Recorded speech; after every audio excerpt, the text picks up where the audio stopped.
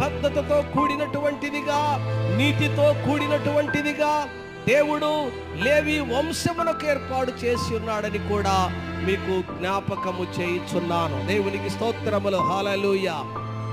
కనుక ఆ నీతి కలిగినటువంటి వంశమునకు, ఆ నిబద్ధత కలిగినటువంటి వంశమునకు, ఆ యాజక వంశమునకు చెందినటువంటి వ్యక్తులే నీతిమంతులుగా చూస్తున్నాము. నీతిమంతులు చిగురాకు వలె వృద్ధి పొందుతారని, నీతిమంతులు ప్రియులారా సారము కలిగి చిగుర్చుదురని, పచ్చగా ఉందురని భక్తుడైనటువంటి కీర్తనకారుడు పలుకుచున్న మాటలు. అందుకనే అహరోను కర్ర చిగురించడానికి కారణం ఏమిటి అంటే, ప్రియులారా దేవుని సన్నిధానములో, ఆ ప్రియులారా దేవుని ఏర్పాటులో ఉన్నాడు.